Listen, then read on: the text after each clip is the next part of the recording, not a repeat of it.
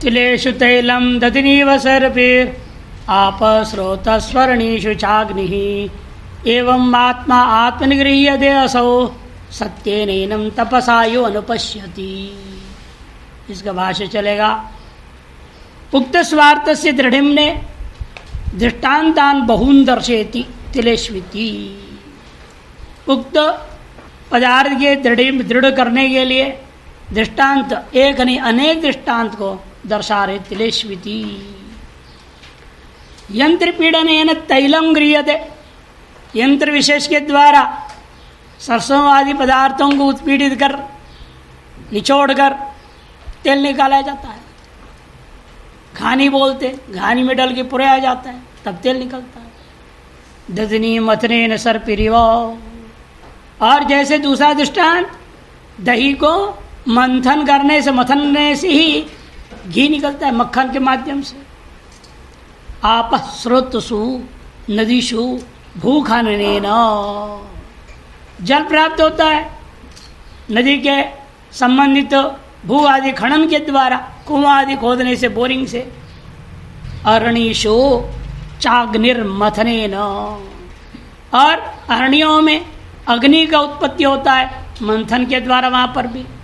एवं आत्मा, इसलिए आत्मा भी आत्मनि मन स्वात्मनि गृह्यते, आत्मा को आप अपने अंतःकरण में ही ग्रहण कर लेते हैं। कैसे ग्रहण करते हैं? असौ आत्मा स्वात्मनि एव गृह्यते। कैसे? मननेन आत्भूत देहादिषु अन्नमयाद्य शेष उपाधि परिविलापनेन, मनन के माध्यम से।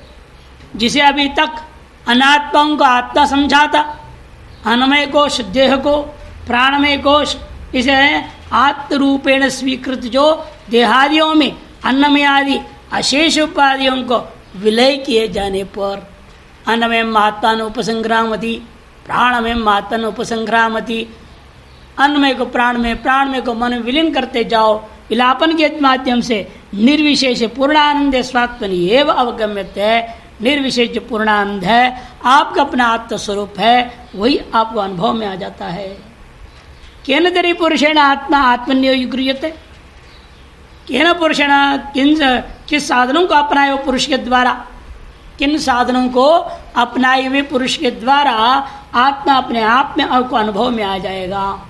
कद सत्येन, जैसे सत्य रूपी साधन को अपनाया है और तप रूपी साधन को जिसने अपनाया, सत्येन तपसा एनम यो अनुपश्यति। सत्येन यथाभूत हितार्थ वचनेन भूत हितेन इत्यर्थ। यथाभूत जैसा है वस्तु वैसा, और लेकिन वह भी हित होना चाहिए, है ना। सत्यम वजह प्रियम वजह, ना प्रियम सत्यम, अप्रिय सत्य नहीं बोलना, ये कहा गया है।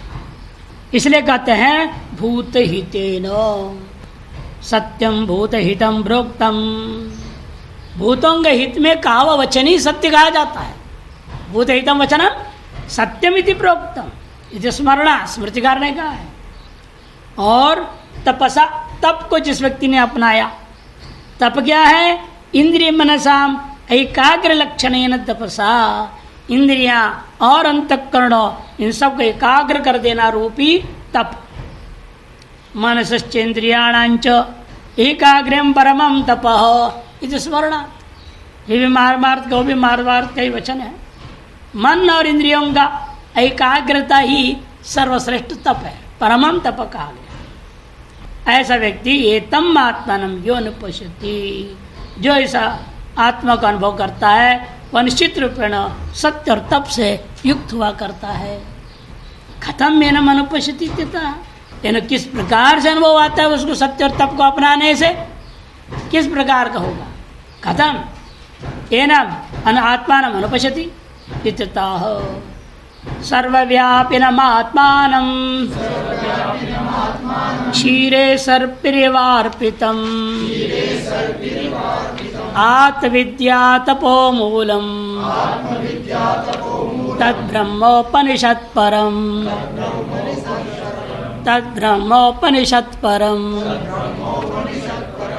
सर्वव्यापिनमात्मानं क्षीरे सर्पिरिवार्पितम आत्मविद्या तपो मूलम तद ब्रह्मोपनिषद परम तद ब्रह्मोपनिषद परम। प्रथम अध्याय की समाप्ति का द्योतन करने के लिए अंतिम दो पदों को दुरावृत्ति कर दिया गया है। सर्व माने प्रकृति आदि जो भी है इस संसार में चराचर संपूर्ण जगत को व्यापिनम आत्मानम, प्रकृति इत्यादि विशेषांत जितने भी हैं उनको व्याप्त करके स्थित यह आत्मा है। न देहेन्द्रियादि अध्यात्म मात्र अवस्थितम, कहने का अभिप्राय है देहेन्द्रियादि अध्यात्म मात्र में है आत्मा है, यू मत समझो। जड़ चेतन सबको व्याप्त करके वो आत्मा है। अजय सर्वव्यापिनम, उसी प्रकार से जैसे क्षीरे सर्पिरिवार्पितम, दूध के बताओ कौन से कण में घी नहीं है? दूध के कण कण में भी घी है। प्रश्न उठता है, यदि आपने 1 लीटर दूध में 1 लीटर पानी मिला दिया, अब 2 लीटर दूध हो गया, क्या 2 लीटर दूध का प्रत्येक कण में घी है या नहीं? क्या जवाब आपका? पूरे 2 लीटर दूध मान रहे हो ना, फिर पूरे 2 लीटर हर कण में है घी, मिल गया ना। वो दूध और पानी मिल गया, तो मिल गया तो पानी में भी दूध का अंश आ जाता है संबंध हो जाने से। अच्छा, पानी जो कहा जा रहा है उसमें भी इसीलिए घी का अंश है, तभी तो आप दूध करके तो पैसा दे के ला रहे हो। नहीं देखो भाई, दूध का रेट चलो 50 रुपया, ठीक है, और पानी का रेट उस हिसाब से 2 लीटर दूध में 1 लीटर पानी है, पानी का पानी, दूध का दूध, पानी का पानी कहते हैं ना। ऐसे दुकान में बोलोगे? नहीं बोल सकते। आप यही कहा के लाएंगे 2 लीटर दूध ही लाए, चाहे उसे पूरा का पूरा पानी पियो, सफ़ेद चूना भर दिया उसमें, रंग पिलाया उसमें, तो दूध करके बेच रहे, आप दूध करके लाते हैं। पीछे तो यूरिया से बनाते थे, यूरिया आदि मिला करके बनाते थे दूध, कृत्रिम दूध। इसलिए यथा क्षीरे सर्पिरिव, जैसे दूध के कण कण में घी व्याप्त है, उसी प्रकार से इस संसार भर के सगल पदार्थ के कण कण में भी वह परमात्मा ब्रह्म व्याप्त, आत्मा व्याप्त है। आत्मविद्या तपो मूलम तद ब्रह्म उपनिषद परम, कहते ब्रह्मोपनिषद परम। उपनिषद उपशन्नम अस्मिन, जिसमें सब कुछ छिपा के रखा गया है वो उपनिषद। परम श्रेय, जिसमें परम श्रेय छिपा कर रख दिया है। परो पुरुषार्थ मोक्ष, जिसमें छिपा के रख दिया गया है, उसका नाम उपनिषद है। उपनिषन्नम अस्मिन, विग्रह करूंगा, उपनिषद बना दूंगा। कर्तृ में क्विप होता ही है, अधिकरण परक ले लो, सर्वापार लो। क्या है उपनिषद? परम। परम कौन है? तद ब्रह्म, और ब्रह्म ही इसमें है। इसलिए का तंतु औपनिष पुरुषम पृच्छामि, उपनिषद मात्र वेद्य, उपनिषद मात्र गम्य, उपनिषद मात्र में स्थित वह ब्रह्म है। इसे तद ब्रह्म उपनिषद परम कर दिया। कैसे अनुभव में आएगा? आत्मविद्या तपो मूलम, आत्मविद्या और तप, यही मूल साधन है। सत्य और तप पूर्व में कह चुके हैं, और आत्मविद्या ही सत्य विद्या है। सद्विद्या भी कहा जाता है, सदैव समित वगैरह आसित, सद्विद्या ये सत्य विद्या है। और तप यही मूल है जिस ब्रह्म का, वह ब्रह्म उपनिषदों में स्थित परम तत्व है। भाष्य, सर्वं प्रकृत्यादि विशेषांतम, प्रकृति से लेकर जितने भी विकार विशेष पर्यंत सब के सब को ले लो, व्याप्य अवस्थिताम न देहेन्द्रियादि अध्यात्म मात्र अवस्थित मित्यर्थः। सब जड़ चराचर संपूर्ण को, जड़ चेतन संपूर्ण को व्याप्त किया हुआ है, देह आदि इंद्रिय आदि अध्यात्म मात्र में अवस्थित नहीं है। ऐसे आत्मानम क्षीरे सर्पिरिव सारत्वेन निरंतरतया आत्मत्वेन सर्वेश्वर्पितम आत्मविद्यात्व मूलम कारणमिति। वह सार रूपेण विद्यमान, जैसे दूध का सार घी है, उसी प्रकार से संपूर्ण संसार का सारभूत तत्व ही ब्रह्म है। निरंतरतया आत्मत्वेन सर्वेषु अर्पित, कहीं भी किंचित भी व्यवधान या भाव स्थल ही नहीं है, निरंतर है। यहाँ ब्रह्म है और यहाँ ब्रह्म बीच में नहीं है ना, निरंतर। अतएव कहते हैं निरंतरतया कैसे रह सकता है, मैंने आत्मत्व न, विशिष्ट रूपेण नहीं, आत्मरूपेण सर्वत्र व्याप्त है। ऐसे जो आत्मानम आत्मविद्या तपमूलम कारणम, ऐसे आत्मा के अनुपस्थिति के प्रति कारण क्या है, आत्मविद्या तपमूलम। श्रूयते च, उसकी व्याख्या में करें, क्यों सुनना गया है, श्रूयते च येष एव ही साधु कर्म कार्यति, ये जो परमात्मा ब्रह्म है यही उससे साधु कर्म कराता है जिसको मोक्ष देना होता है, और उसको जिसे मोक्ष नहीं देना होता है उससे वही असाधु कर्म करने की प्रेरणा देता है।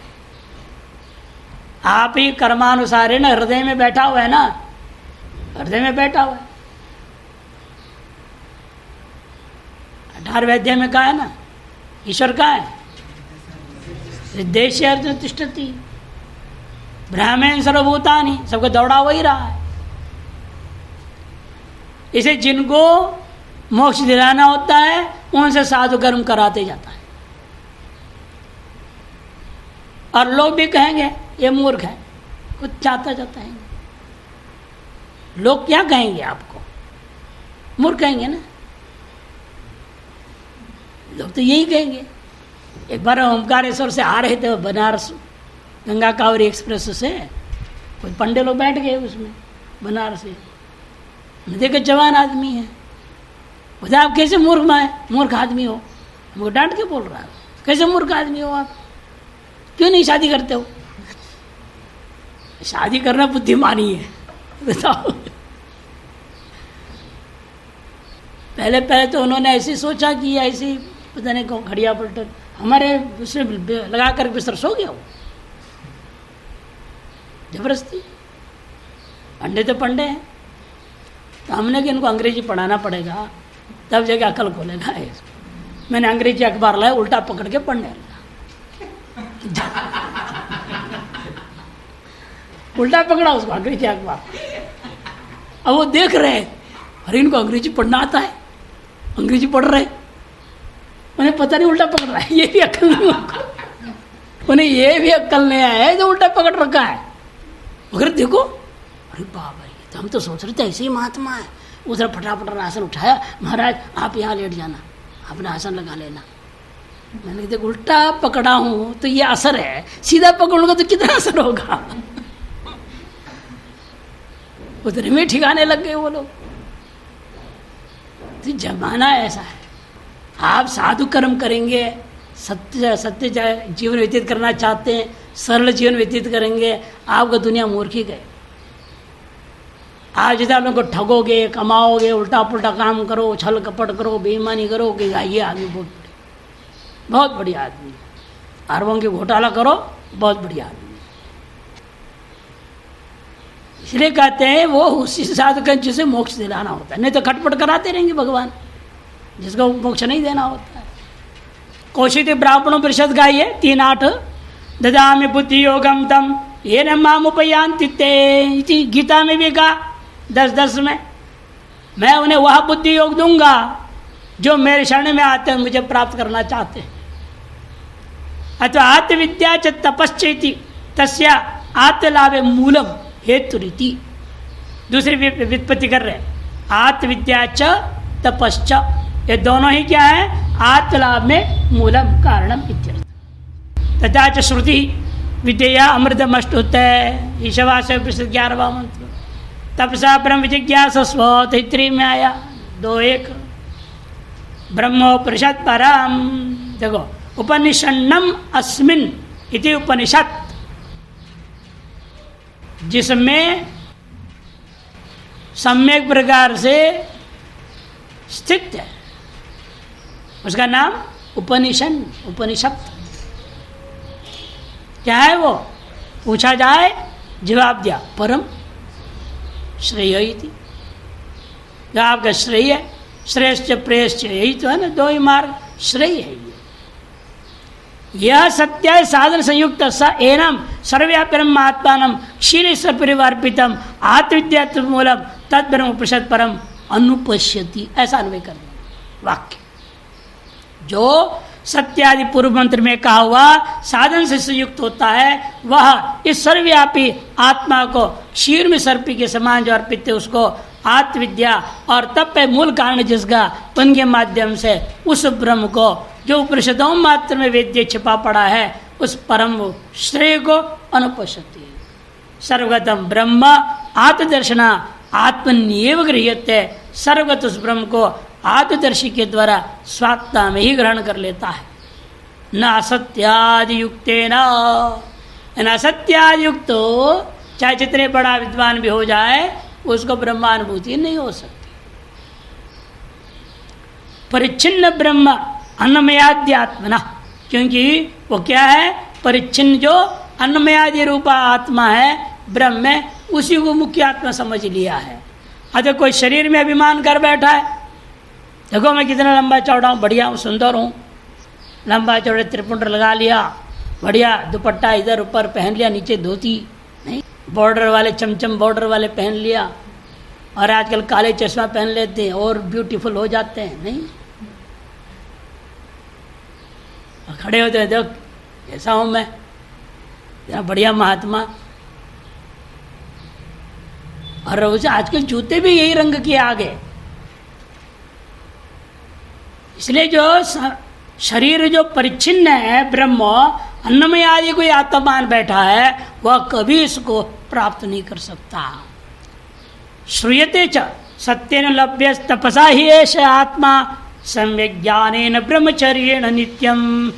प्रश्नोपनिषद का है, न एष जिह्वम अंडतंच माया न माया चैति। ये भी वही का है। सत्यन लभ्य, सत्य से लभ्य है आत्मा। तपसा ही ऐसा आत्मा लभ्य, तप के द्वारा आत्मा लभ्य है। सम्यक ज्ञानेन और ब्रह्मचर्येण च नित्यम। नित्य ब्रह्मचर्य का पालन, नित्य सम्यक ज्ञान अभ्यास, नित्य तप और नित्य सत्य अनुष्ठान में रहेगा, जो वही आत्मा को प्राप्त करता है। उसके द्वारा ही ये आत्मा लभ्य है। न येषु जिह्वम, उसे आत्मलाभ नहीं होगा जिनमें कुटिलता है। जिह्व मने कुटिलम, अंडृत्यम झूठ और माया ढोंग, ये जिनमें रहेगा उनको कभी भी आत्मानुभूति हो ही नहीं सकती। द्विवचनम अध्याय परिसमाप्ति अर्था, जो द्विवचन कहा गया वो अध्याय की परिसमाप्ति के लिए। अगले अध्याय की भूमिका बांधते हुए कह रहे हैं, ध्यानम उक्तम। पूर्व में मंत्रों में कहा गया, ध्यान निर्मतनाभ्यासात् देवं पश्येत् निगूढ़म इति। निगूढ़वत देवम, एकदम छिपा हुआ के समान जो देव है, उसको ध्यान रूपी साधन का मथनी के माध्यम से अभ्यास करने पर अनुभव करता है। परमात्म दर्शन उपायत्वेन ध्यान मुक्तम, ऐसा अनुभव कर देना। इन मंत्रों के द्वारा परमात्म दर्शन के लिए मुख्य साधन ध्यान है, ये कह दिया गया। ध्यान होवे कैसे? इदानीम तद अपेक्षित साधन विधानार्थम द्वितीय अध्याय आरभ्यते है। इसलिए तदपेक्षित मन ध्यान के लिए भी अपेक्षित जो साधन है, उसको विधान करने के लिए दूसरा अध्याय आरंभ होता है। ध्यान होना है तो सबसे पहला काम यह है, जिस किसी भी देवता का ध्यान करना चाहते हो, उस देवता का स्तुति करना, उसके अनुग्रह प्राप्त करना। यदि ब्रह्म का भी ध्यान करोगे तो ये ब्रह्म का जो सगुण है उसको उसकी स्तुति करना पड़ेगा, तभी निर्गुण ब्रह्म ध्यान होगा, नहीं तो नहीं। पहला काम स्तुति है, ध्येय का स्तुति, ये अति आवश्यक। इन्होंने कहा कि जो ध्यान है वो हमने जो कहा उसके साधन बताना बाकी, कैसे होगा ध्यान। स्तुति पूर्वक ही हो सकता है। और स्तुति करना है तो किसका करें, तो ध्येय का करना है। और हमें ध्येय क्या है, यहाँ ज्ञेय भूता ब्रह्म है। फर्क क्या था, ध्येय और ज्ञेय। ज्ञेय ब्रह्म मेरा लक्ष्य है, लेकिन ज्ञेय ब्रह्म को पाने के लिए मुझे ध्यान करना है। और जो ज्ञेय ब्रह्म है वो ध्येय नहीं, समस्या यह है कैसे ध्यान करूंगा। जो ज्ञेय है वो ध्येय नहीं, जो ध्येय है वो ज्ञेय नहीं। इसमें बीच में कोई कड़ी होगा जो जोड़ता है। ध्येय के माध्यम से ज्ञेय को प्राप्त करने की तरीका क्या है, उसके लिए कहते हैं ध्येयों में से बताओ सर्वोत्कृष्ट ध्येय कौन है संसार में। सर्वोत्कृष्ट हिरण्यगर्भ, उसे बड़ा और कोई नहीं ना। आदित्य मंडल जो पुरुष है हिरण्यगर्भ, जिसका नाम है हिरण्य श्वश्रु हिरण्याक्ष इत्यादि, जिसके लक्षित किया गया था, वर्णन किया गया, वो जो है सविता, सूर्य, आदित्य आदि नाम से जो कहा जाता है, उसको स्तुति करो। छोटे मोटे देवता पकड़ोगे तो फंस ही जाओगे। इनके माध्यम भी इनका भी अधिष्ठान ब्रह्म ही है, इनके भी द्वारा ब्रह्म तक पहुंच सकते हो। आ जाए तो सुबह पाठ में ना, उपाधि के माध्यम से वहाँ पहुँच, हर उपाधि उसी में है। ये छोटा देवता बड़ा देवता क्या फर्क पड़ना है। इन फिर भी छोटे देवताओं के चक्कर में क्या होता है, वो अपनी सामर्थ्य से फल देने लग जाते हैं, और फल जहाँ मिलने लगता है आदमी चक्कर में फंसते जाता है। हमें वो देवता को पकड़ना है जो आपको फल देवे ही ना, आसानी से देने वाला ही नहीं है वो। ऐसे देवता को पकड़ो, ये आसानी से देने वाले को पकड़ोगे तो फंस जाएंगे। वो फल दे देंगे और फल के भोग करके उस सुख में मदान्त हो जाएंगे। इसे किस देवता को पकड़ना है, आप देखिएगा जो लक्ष्मीनारायण भगवान को पकड़ते हैं उनके बहुत पैसा आता है। जो श्री विद्या करते हैं उनके पास भी बहुत आता है, मालूम। शिव जी का नाम आशुतोष है, लेकिन माल देता नहीं। प्रसन्न होता है, जल्दी आ जाता है, तो दर्शन दे देता है, शीघ्र तुष्ट होने वाला आशुतोष नहीं। लेकिन माल उसके खुद के पास इन्हें देना क्या है। अरे मेरे से तू ही पकड़ बन जा, मत सदृश होना है ना। सारूप्यता को प्राप्त कर ले। सारूप्यता का मतलब क्या, मैं पकड़ तू भी पकड़, बात तो पकड़ बनो, मोक्ष मिल जाएगा। ये सबसे बढ़िया है। इसलिए शिव जी को पकड़ना कलयुग में विशेष तौर पर मोक्ष पाने के लिए सबसे बढ़िया रास्ता है। और वहाँ मांगना कुछ नहीं तो साथ में बैठी है ना, वो गड़बड़ करती है पार्वती मैया, वो माल दे देगी, मांगोगे वो फल देना शुरू कर देगी। वो जानते नहीं तो ये भी भोला बन जाएगा। या कितने भोले आते हैं ना, देखो ना श्रावण में, भोले भोले भोले भोले बोलते रहते हैं, सब भोले। श्रावणी में यात्रा होता है ना, बोलबम, उन क्या बोलते हैं, भोले। ये सब भोले हो जाते हैं। अरे शायद सचमुच में सब भोले हो जाएंगे तो क्या होगा, फिर पार्वती जी को परेशानी हो जाएगी। इसे पार्वती नहीं चाहती आप भोले बने, वही शिव जी की माया है। इसे सावधानी से शिव जी को अकेले को पकड़ो। पार्वती मैया आएगी सामने, मैया प्रणाम, धोरो हो, वहीं बैठो आप क्यों कष्ट कर रहे हैं, आप रहिए, आपको कष्ट नहीं करना है, यहाँ काम चलने दो, अपन अद्वैत भाव में जाने दो, शैवाद्वैत। इसलिए कहते कि देखो वो प्रक्रिया बताना पड़ेगा। तत्र प्रथम तत्सिद्ध्यर्थम क्या करना चाहिए, सवितारम शास्ते। अब उसके लिए, उस ध्यान की सिद्धि के लिए सर्वप्रथम उस सविता के से प्रार्थना करो। इसलिए आप कहते हैं, क्या बोलते हैं, गायत्री मंत्र, तत्सवितुर्वरेण्यम भर्गो देवस्य धीमहि धियो यो नः प्रचोदयात्। यो नः धियः, जो मेरी इस बुद्धि को प्रचोदयात्, प्रकृष्ट प्रेरणा देता है संसार की ओर जाने के लिए, ज्ञान की ओर जाने के लिए, मोक्ष की ओर जाने के लिए, किसकी भी लिए ओर जाने के लिए प्रेरणा देने वाले वो है जो मेरे प्रेरणा, मेरे बुद्धि को नित्य नित्य प्रेरणा दे रहे हैं। उस सविता का भगा, ऐश्वर्य, दिव्य तेज, मैं उसका ध्यान करता हूँ धीमहि। इसलिए उस सविता का ही हमें सर्वप्रथम स्तुति पूर्वक प्रार्थना करनी पड़ेगी, नहीं तो हमारा ध्यान होने वाला नहीं। उसके लिए आरंभ होता है युञ्जान प्रथमं मनस तत्वाय सविता धियः अग्निर्ज्योतिर्निचाय्य पृथिव्या अध्याभरत। युञ्जान प्रथमं मनस तत्वाय सविता धियः अग्निर्ज्योतिर्निचाय्य पृथिव्या अध्याभरत। युञ्जान प्रथमं मनः, कहते सबसे पहले क्या करना है?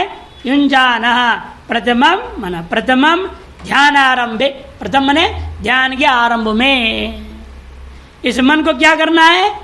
परमात्मनि संयोजनीयम, परमात्मा में लगाना है। कैसे लगाऊं? धिया, धिया मने धी धियो धिया मने इंद्रियाणि इत्यर्थ। इंद्रियाणि सह, इंद्रियों के सहित मन को उस परमात्मा में लगाऊंगा। प्राणावैद्य श्रुति भी कहती है इसलिए आधार पर। अथवा ध्येय मने बाह्य विषय ज्ञान, इंद्रिया और मन अंतर विषय ले लिया, मैंने बाह्य इंद्रिय और अंतरेंद्रिय सर्वेंद्रिय को हमें एकाग्र कर देना है, यही ध्यान है। उसी लिए क्या करें? किस लिए करना चाहते हो ध्यान? तत्वाय माने तत्व ज्ञानाय मोक्षाय इत्यर्थ, मोक्ष के लिए ध्यान करना है। उसी लिए क्या करें? सविता अग्निर्ज्योतिर्निचाय, बाह्य विषय ज्ञान की अपेक्षा से अग्नि का जैसा ज्योति होता वैसा ज्योति जो सविता का प्रकाश है। अग्निर्ज्योतिरिव, उस सविता के स्थूल रूप को परित्याग कर जो ज्योति है, प्रकाश है, उसको निचाय, उसको दृष्टा क्या करना है? पृथिव्या अध्याभरत, पृथिव्या अधि माने अस्मिन् शरीरे, पृथिव्याम अधि, इस शरीर के भीतर आभरत आहरत इत्यर्थ। सबको जो इधर उधर भटक रहे हैं, इंद्रियां बाहर की ओर और मन, इन सबको हे सविता देवता आप जो है इसको शरीर के अंदर ही उसको स्थापित कर दें, भटकाव बंद कर दे, तभी तो ध्यान होगा। ऐसे उनसे प्रार्थना करना है। भाष्यकार कहते देखिए युञ्जान मने प्रथम मना, इतना हिस्सा ले लिया। प्रथम की व्याख्या कर रहे हैं ध्यानारंभे, सर्वप्रथम क्या करना है? ध्यान के आरंभ में क्या करना है? मनः परमात्मा संयोजनीय, परमात्मा में उसको संयोजन करना है। उसके लिए केवल मन मात्र को लगाने से नहीं होगा। धिय इतरान अपि प्राणान, अन्य इंद्रियों को भी आप कह सकते हैं मन रूपी लगाम मेरे हाथ में है, अब इंद्रिय कहाँ जाएंगी? लेकिन यह सोचो, कहानी पहली बार पहले सुना चुके हैं। नौका में दो व्यक्ति सवार हो गए, थोड़ा सा शाम का समय था, थोड़ा थोड़ा पिए थे, ज़्यादा नहीं। उन्हें एक रस्सी तो खोल दिए और बैठ गए। रात भर पतवार चलाते, गप्पे मारते, सर कभी सोया कभी जगह ऐसे करते, रात भर पतवार चलाए और सोचे सवेरे हम तो पहुंच गए, और देखते हैं जहाँ थे वहीं है। कारण क्या है? दूसरा रस्सी बंधा हुआ था। उसी प्रकार हम कह रहे हमारे हाथ में लगाम है। अरे लगाम घोड़े से जुड़े हो तब तो घोड़े लगाम के खींचने से नियंत्रण में आएंगे। लगाम यूं ही लटकाए रखे हो और घोड़ों पे जोड़ा ही नहीं उसको, तो क्या होगा? और तुम लगाम पकड़े रहो, घोड़े अपने इधर उधर भागते रहेंगे। अरे मन का इंद्रिय संबंध हो तब तो मन के नियंत्रण करने पर इंद्रियां भी नियंत्रण में आ जाते हैं। अधिकतर यह होता है इंद्रियां अपने विषय की ओर चले जाते हैं, वो विषय ले करके मन को देते, मन उसे लेता है। यही अधिकतर व्यवहार में होता है।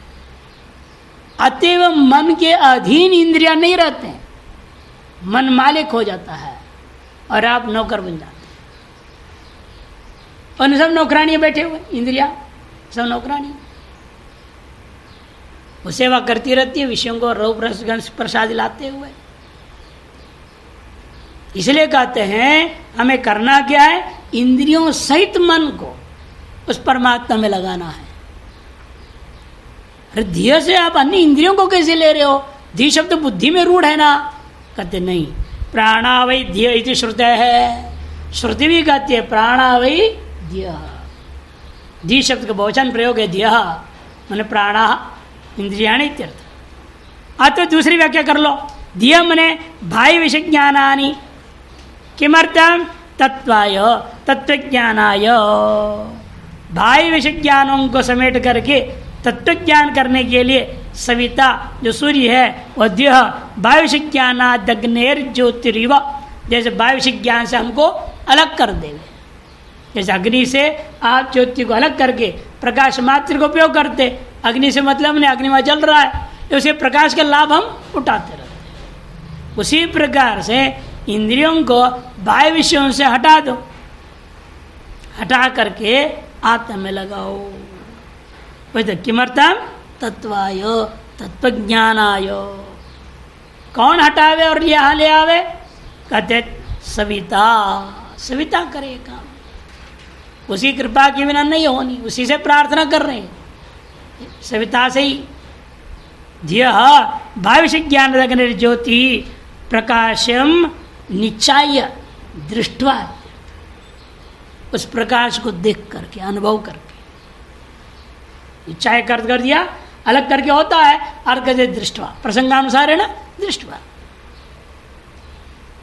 किं कर्तव्यम, पृथिव्या अधि अस्मिन् शरीरे आभरद आहरत इत्यर्थ। अधिक मतलब अस्मिन्, पृथिव्या से तात्पर्य पृथिव्याम शरीरे इत्यर्थ। इस शरीर में ही मैं उस आत्मा को अनुभव कर सकूं, इस प्रकार से मेरी इंद्रियां चारों तरफ जब भाग रहे थे उन सभियों से हटा करके अंदर ले आवे। एतद् उक्तम भवति, यहाँ पर यह बात कहा गया है, ज्ञाने प्रवृत्ति से मम मनो, कि ज्ञान में प्रवृत्त मेरा मन, बाह्य विषय ज्ञानाद उपसंहृत्य, उस मन को बाह्य विषय ज्ञान से उपसंहृत करके परमात्मन्येव संयोजितुम, परमात्मा में ही संयोजित करने की अनुग्राह देवता। देखो सारे संसार के प्रमुख अनुग्राह देवता कौन है, वो हिरण्यगर्भ ही है। अनुग्राह देवता आत्मा, देवता आत्मा नाम अग्नि आदि नाम यत् सर्वस्तु प्रकाशन सामर्थ्यम, अनुग्राह देवतात्मा नाम। अनुग्राह देवताएं कौन कौन है, एक थोड़ी है, कितना इंद्रिय, जितने इंद्रिय उतने अनुग्राह देवता है। एक ही देवता दो दो इंद्रिय का अनुग्राह नहीं होता, हर इंद्रिय के अनुग्राह देवता अलग है। इसे बहुवचन प्रयोग कर दे, अनुग्राह देवता आत्मा नाम कौन है, वो अग्नि आदि नाम यत् सर्वस्तु प्रकाशन सामर्थ्यम, जो सकल वस्तुओं के तत्त वस्तुओं के प्रकाशन सामर्थ्य था, तत्सर्वम कहाँ ले जाना है, यह है पाठ आप क्या, तत्सर्वम अस्मद्वागादिषु संपादित, और सारे प्रकाश को मेरे वागादियों में ही इस प्रकार संपादन कर दो ताकि मेरी इंद्रियां, मेरा मन सब मिल करके एकमात्र ज्ञान की ओर ही भागे, ज्ञान का अभ्यास करें। सविता यत् प्रसाद अवाप्यते योगित्यर्थ, ऐसा कौन करे संपादित, सविता संपादित। कथम, क्योंकि उन्हीं की कृपा से, अनुग्रह से हम वास्तव में योग को प्राप्त कर पाते हैं इत्यर्थ। अग्नि शब्द इतरासामपि अनुग्राहक देवता नाम उपलक्षणार्थ। अग्नेर ज्योतिर्निचाय है ना, वहां मंत्र में जो अग्नि शब्द है, बाह्य अग्नि नहीं लेना, अनुग्राहक देव, वाघ का अभिमानी अनुग्राहक देवता कौन है, अग्नि है कि नहीं, वह उपलक्षण है। जैसे वाघ का अभिमानी अग्नि देवता का जो विशिष्ट प्रकाश को भी हटा के सामान्य प्रकाश अपने अंदर ले आओ। हमेशा हर एक इंद्रिय में अपना अपना जो अनुग्राहक देवता है वो सब विशिष्ट प्रकाश वाले हैं। उन विशिष्ट प्रकाश को लेकर के विशिष्ट विषयों का प्रकाशन करते रहते हैं। अब उनको कह रहे हैं, हम प्रार्थना कर रहे हैं सविता से, आप जो है तत्व देवताओं के माध्यम से विषयों की जो प्रकाशन कर रहे थे वहाँ से हटा करके वो सब अगल विषय प्रकाश जो था एकीकृत करके घनीभूत करके, जिसको प्रज्ञान घन कहते हैं, प्रकाश घन करके केवल आत्म तत्व का ही बोध हो गया। अतएव अग्नि शब्द यहाँ अन्य सगल इंद्रिय इतरासाम अपि इंद्रियाणाम अनुग्राहक देवतानाम उपलक्षणार्थः इति युक्ते नहीं। इतना ही प्रार्थना नहीं, इन सब विशिष्ट प्रकाशों की वैशिष्टता को समाप्त करते हुए सामान्य प्रकाश रूपता की ओर इनको ले आओ। ये सब विलय हो जाए, मैंने मन में ही सारी इंद्रियां विलय हो जाएंगी तो क्या हो जाएगा, अब उनका जो विशिष्ट प्रकाश थी सब सामान्य प्रकाश में एकीभूत हो जाएगा, उनकी वैशिष्टता समाप्त हो जाएगा। जब तक अपने अपने गोलक में बैठे और अपने विशिष्ट प्रकाश लेके लगे हुए हैं, शब्द का प्रकाशन का सामर्थ्य से यहाँ पर बैठा है कि नहीं, चक्षु में रूप प्रकाशन का सामर्थ्य लेकर के बैठा है। ये 10 इंद्रियां जो पंच कर्मेंद्र पंच ज्ञान इंद्रिया स्व विषय प्रकाश सामर्थ्य रूपा विशिष्ट प्रकाश वाले होकर के तत्त गोलकों में रहते हैं। अब इन्होंने कहे सविता आप ऐसे अनुग्रह कर दो ये वहां से हटके अंदर आ जाए, अर्थात अपने अपने विशिष्ट प्रकाशता को परित्याग करके सामान्य प्रकाश रूप में अवस्थित हो जाएंगे तो तत्व ज्ञान हो जाएगा। वही एकाग्रता करना है, वही कहते बार बार इंद्रियादियों का विलय करना, अंतर में ले आओ। यक्षेद वांग मनसी यक्षेद वांग मनसी इत्यादि श्रुतियां भी कहती है जो उनको लेकर के कह दिया। युक्तेन मनसा वयम् देवस्य सवितुः सवे सुवर्गेयाय शक्त्या युक्तेन मनसा वयम् देवस्य सवितुः सवे सुवर्गेयाय शक्त्या। त्रिपादी पाठ है इस मंत्र में। जब तत्व के लिए मन को योजित कर दिया परमात्मा में, अनुग्रह देवता अपने अपने जो विशिष्ट सामर्थ्यों को परित्याग करके सामान्य शक्ति प्रकाश रूप में अवस्थित हो जाते हैं, तब उस देहेंद्रिय आदियों को दृढ़ करने के लिए यह प्रार्थना किया जाता है। युक्तेन सवित्रा परमात्मा संयोजितेन मनसा। जब सविता की कृपा से हमारा यह मन, यह अंतःकरण सर्वेंद्रिय वृत्तियों को सामान्यकरण करते हुए जब परमात्मा में लग जावे, तब उस मन के द्वारा वयम देवस सवितु सवे, हम जो है उस सविता रूपी देव का सवे अनुज्ञायाम सत्याम, अनुज्ञा होने पर हम क्या करेंगे, स्वर्गीयाय शक्त्या, स्वर्ग प्राप्ति के हेतुभूता जो ध्यान कर्म में पूरी ताकत लगा करके और अपने पूरी सामर्थ्य लगा करके हम अवश्य ही बैठ जाएंगे।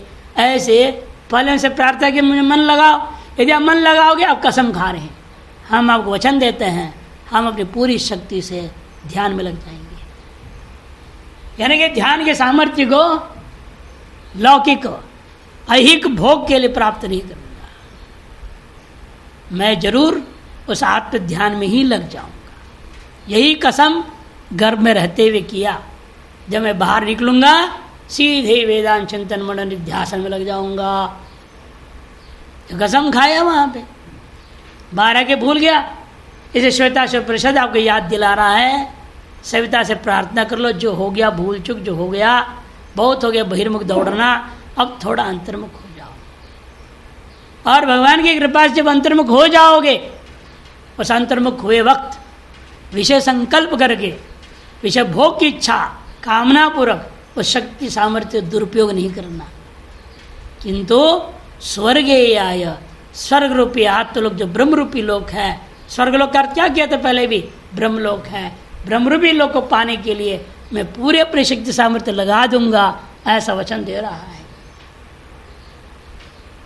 भाष्य युक्तेनेति यदा तत्वाय मनो योजयन अनुग्रह देवता शक्त्याधानेन देहेन्द्रियार्थं करोति तदा, जब तत्व ज्ञान करने के लिए मन को योजित करता हुआ आप पर अनुग्रह देवता ने पूर्णतया अपने शक्त्याधान कर दिया, तब उन देह इंद्रियादियों को उसी में दृढ़ता पूर्वक अपने लक्ष्यभूत आत्मा ब्रह्म में दृढ़ता पूर्वक लगाए रखने के लिए करोति यदा, जब ऐसा करने लगोगे तदा युक्तेन सवित्रा, कहाँ युक्तेन? परमात्मनि संयोजितेन मनसा, जब सविता की कृपा से परमात्मा में यह मन लग गया हो, तो उस मन के द्वारा हम अब कसम खाएं, वयम तस्य देव सवितु सवे अनुज्ञायाम सत्याम, उस सविता देवता के अनुज्ञा प्राप्त करने पर स्वर्गीय शक्त्या, मैंने स्वर्ग प्राप्ति हेतुभूताय ध्यान कर्मणि एव शक्त्या, मैंने स्वर्ग प्राप्ति मोक्ष प्राप्ति का साधन भूता आत्मज्ञान के चिंतन रूप ध्यान निधिध्यासन रूपी कर्म में शक्तिया यथा सामर्थ्यम प्रयताम है, यथा सामर्थ्य हम लग जाएंगे। बस एक बार वो ईश्वर की कृपा हो जाए, ध्यान लग जाए, फिर हम पीछे हटेंगे नहीं। यह नहीं कि ध्यान लग गया, आपको कुछ अंदर अनुभव होने लग गया, शुरू बाहर प्रचार तुरंत है, यहाँ मेरे को साथ ऐसे हो रहा है वैसे हो रहा है, ये अनुभव हुआ वो हुआ, अरे लोकालोक चले, मैं योगी बोलते थे मैं लोकालोक जाता हूँ। आज मैं वहाँ लोक श्लोक में गया, वहाँ हमको शिवाजी महाराज जी मिल गए थे, वहाँ इस लोक में चला गया तो वहाँ पर ओम महाराज मिल गए। अरे क्या क्या बोलते थे वो, गजब के योगी। बस अच्छी नींद आने मात्र से ये दशा हुई उनकी, बढ़िया नींद आती थी, 7 बजे से पहले उठ नहीं पाते थे, यही उनकी सिद्धि थी। वो नींद में यात्रा हो जाती थी उनकी, और कहानी बना बना के सुनाते थे, और वास्तव में ध्यान हो जाता, पता नहीं कितने बड़े व्यापार हो जाता। इसलिए सावधान कर रहे हैं, शक्तिया प्रयताम है। परमात्म वचनो अत्र स्वर्ग शब्द, यह स्वर्ग शब्द का अर्थ क्या है? परमात्मा ब्रह्म, यही समझो। तत्प्रकरणात्, क्योंकि यह ब्रह्म का प्रकरण चल रहा है, इसे कर्मकांड थोड़े या स्वर्गलोक से लेने, स्वर्ग से स्वर्गलोक लोगे। तस्व सुख रूपत्वात्, वही सुख रूप है, आनंद रूप है। तदंशत्वात् चैत्र से सुख से, तदंशभूता ही है। अन्य सब सुख, जितने भी सुख का अनुभव करते हैं, सब के सब उसी का एक अंश मात्र ही है। बृहदारण्यक में कहा भी है, तथा च श्रुति ये तस्व आनंद से अन्यानि भूतानि मात्राम उपजीवन्ति।